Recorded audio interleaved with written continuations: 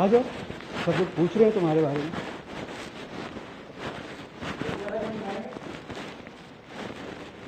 क्या बात है? मुझे आपसे कुछ बात करनी है। मेहमानों के जाने का इंतजार कर लें, फिर हम दोनों तन्हा होंगे। नहीं, इंतजार नहीं कर सकते, क्योंकि फिर शायद कभी हम तन्हा ना हो सकें। क्या मतलब है तुम्हारा? आप लोगों ने यहाँ मजे से बैठकर उस फैमिली को तबाह कैसे होने दिया? ओह, तुम्हारा मतलब है डिकोस्टा फैमिली? जी, मेरा मतलब है डिकोस्टा। लेफ्टिनेंट डिकोस्टा तो आपके बहुत करीबी दोस्त हुआ करते थे। हाँ, बदकिस्मती से कुछ ज्यादा ही करीबी, और इस कुर्बत का खमियाजा मुझे कई सालों तक भुगतना पड़ा। इस कुर्बत की वजह से मेरे नाम और मुकाम दोनों पर आंच आई। क्या कसूर सिर्फ उनका ही था? और किसका था? अगर देखा जाए तो टिम्बर के कारोबार में आप दोनों शामिल थे। हाँ, लेकिन उस इलाके का सर्वे तो डिकोस्टा ने ही किया था, वो सर्वे जो कि दुरुस्त नहीं था। और सरकारी जंगलात में दरख्त गिराने का जिम्मेदार भी वही था, बल्कि सारे जंगलात का ठेका उसी के पास था। मुझे तो मालूम भी नहीं था कि डिकोस्टा ने किस किस्म का ठेका उठा रखा है। लेफ्टिनेंट डिकोस्टा तो खुद भी नहीं जानते थे कि उसने किस किस्म का ठेका ना उठाया। जानता हो, मगर जो हकीकत है वो ये कि उसे सजा हुई और मैं बरी हुआ। जी हाँ, आपके खिलाफ सबूत ना मिल सके। जब अदालत ने बरी कर दिया तो बरी कर दिया। तुम क्यों इस हौलनाक किस्से को फिर से लेकर बैठ गए हो? इस किस्से ने तो वक्त से पहले मेरे बाल सफेद कर दिए। तो तुम वहां अंधेरे में बैठकर यही सब कुछ सोचते रहते हो? आफताब, मेरा यकीन मानो, ये किस्सा यहां भुलाया जा चुका है। मैं तो बिल्कुल ही भूल चुका हूं। तुम क्या चाहते हो? मैं उस बूढ़े डिकोस्टा के लिए और क्या करता? जब वो जेल से रिहा होकर आया था, वो इतना टूट चुका था कि कोई भी उसके लिए कुछ नहीं कर सकता था। इस दुनिया में बाज लोग ऐसे होते हैं, जब वो जख्मी होते हैं तो इतना गहरा गोता लगाते हैं कि फिर कभी उभर नहीं पाते। मुझसे जो कुछ हो सकता था मैंने किया। फिर जाहिर है मुझे खुद को भी तो बचाकर रखना था, लोगों की बातों से और शुबहात से। शुबहात से? हाँ हाँ, क्यों नहीं। मैं डिकोस्टा को ऑफिस की तरफ से कुछ कॉपिंग का काम देता रहता हूं, और इस काम के बदले मुआवजा इस काम से कहीं ज्यादा देता हूं। ये तुम पूरे यकीन से नहीं कह रहे। मेरी मजबूरी है, मैं तुम्हें अकाउंट्स खोलकर दिखा नहीं सकता। इस किस्म का हिसाब मैं अकाउंट्स में नहीं रखता। बिल्कुल, कुछ अखराजात को अकाउंट्स में ना दिखाना ही बेहतर होता है। क्या कहना चाहते हो?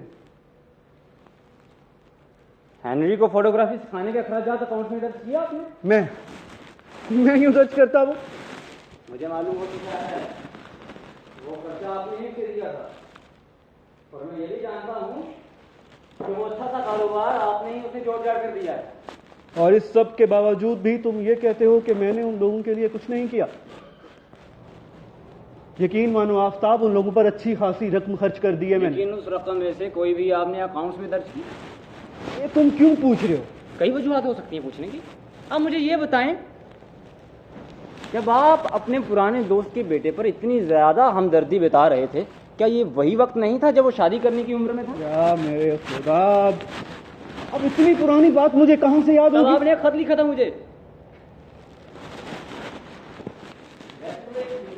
लेकिन पीएस में आपने एक जुमला लिख दिया था छोटा सा कि हेनरी ने मिस हैंसन नामी खातून से शादी कर ली। हाँ, ये सच है, यही नाम था उस लड़की का। लेकिन आपने ये नहीं लिखा कि वो लड़की दरअसल जीना हैंसन थी, जो किसी दौर में मम्मी की नर्स के तौर पर इस घर में मुलाजिम रही है। भाई, मुझे मालूम नहीं था कि मेरे बेटे को अपनी माँ की नस्ल में इतनी दिलचस्पी। मुझे कोई दिलचस्पी नहीं थी उसमें, लेकिन इस घर में कुछ और लोग थे जो उसमें बहुत ज्यादा दिलचस्पी रखते। तुम कहना क्या चाहते हो? कहीं तुम्हारा इशारा मेरी तरफ तो नहीं? जी, इशारा आप ही की तरफ। तुम्हारी हिम्मत कैसे हो रही है मुझसे इस तरह की बात करने की? और वो एहसान फरामोश फोटोग्राफर कुत्ता, उसकी हिम्मत कैसे हुई तुम्हारे दिल में इस तरह की बात डालने की? इस बारे में एक लफ्ज भी नहीं कहा, और शायद उसके फरिश्तों को भी गुमान ना हो इस बात का। फिर किसने कही होगी? कौन कह सकता है ऐसी बात? मेरी बीमार मजलूम माँ ने कही थी ये बात, जब मैं आखिरी बार उससे निकला। मुझे पहले ही समझ जाना चाहिए था। तुम और तुम्हारी माँ हमेशा चिपके रहते थे। उसने शुरू ही में तुम्हें मुझसे दूर कर दिया था। बिल्कुल नहीं, लेकिन उनकी तकलीफ और बेबसी मुझे आज भी याद है। या फिर इस बेबसी और तकलीफ ने उन्हें तोड़ कर रख दिया। कोई ऐसी बेबसी और तकलीफ नहीं थी उसे। कम से कम ऐसा कुछ भी नहीं था जो दुनिया में हजारों और लोगों को ना हो। लेकिन मरीजाना तबीयत और खपतीपन का कोई इलाज नहीं है, ये मैंने देख लिया। तो बस इन्हीं बातों की वजह से तुम अपने बाप पर शक करते आए हो। आफ्ताब, मेरी बात मानो, जिंदगी का इससे बेहतर इस्तेमाल करो। जी, अब वक्त आ गया है। तो फिर तुम्हारी ये बेचैनी भी जाएगी। 1 साल, 2 साल, 3 साल, कब तक वहां जंगलात में पड़े रहोगे?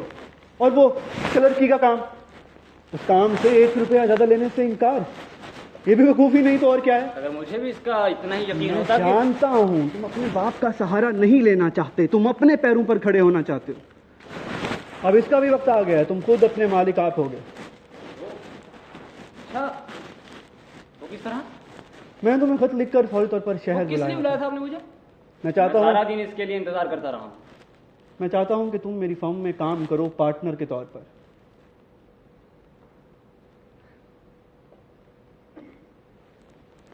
मैं आपकी फर्म में?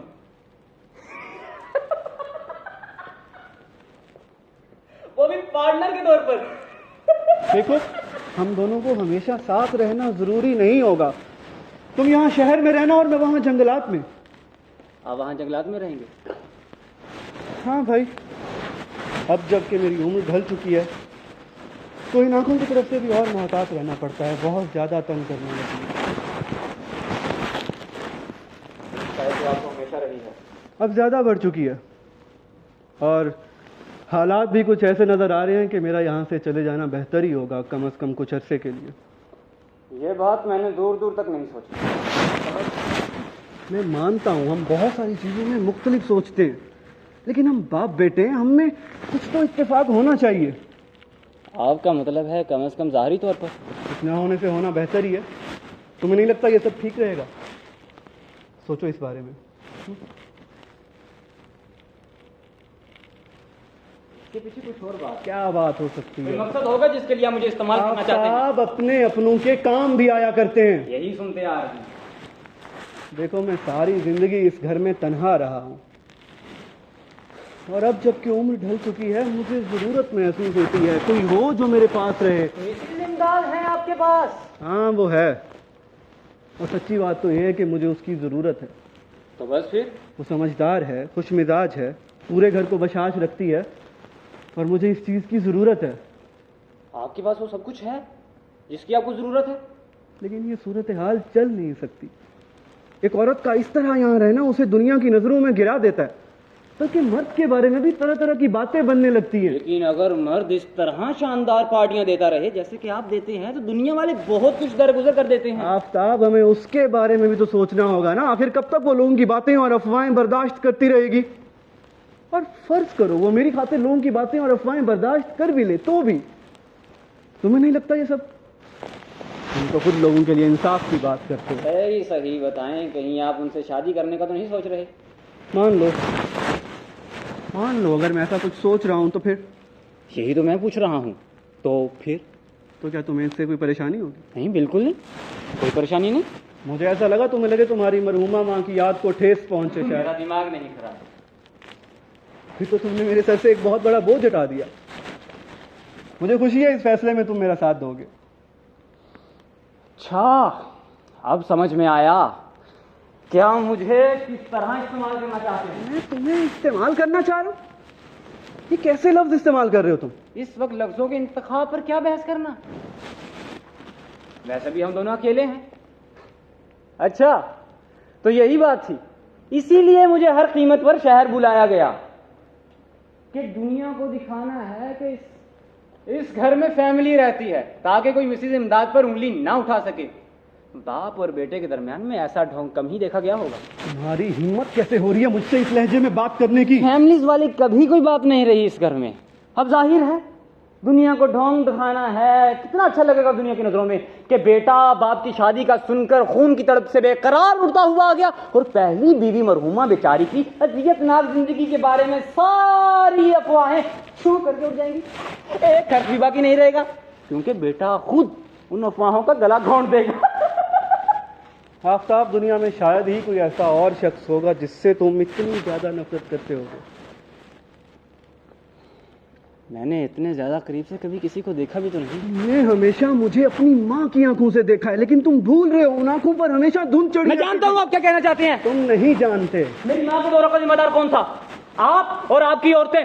आखिरी औरत वो थी जिसको आपने हेनरी डिकोस्टा के सर मुंड कर अपनी जान छुड़वा ली उस वक्त जब आपको उसकी जरूरत ना रही। लफ्ज ब लफ्ज, लफ्ज ब लफ्ज, बिल्कुल जैसे मैं तुम्हारी माँ को सुन रहा हूँ। वो बेचारा वहां अपना मासूम बच्चों की तरह भरोसा करने वाला दिल लिए बैठा है उसी ढोंग और फरेब के बीचों बीच। उसके वहमो गुमान में भी नहीं है कि जिसको वो अपना घर जानता है उसकी बुनियाद एक झूठ पर बनी है। जब मैं आपके किए पर नजर डालता हूं तो मुझे हर तरफ मैदान जंग नजर आता है और जिसमें चारों तरफ रेजा रेजा जिस्म बिखरे पड़े हैं। आफ्ताब, मेरे ख्याल में हमारे बीच की खलीज अब बहुत ज्यादा चौड़ी हो चुकी है। अभी इस नतीजे पर पहुंचा हूं, इसलिए चल दूं इस घर से? जी, फिलहाल मुझे जीने के लिए एक जवाब समझ में आ गया। कैसा जवाब? अगर क्या दूं आप हंसेंगे। एक तन्हाई के हमारे इंसान को इतनी आसानी से हंसी नहीं आती। आफ्ताब,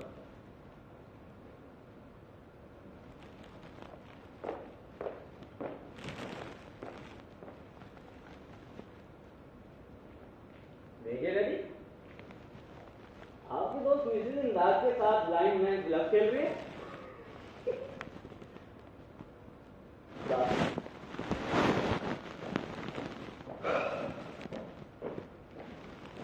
क्या हाल हो गया बेचारे का, और खुद को सही दिमाग कहता है।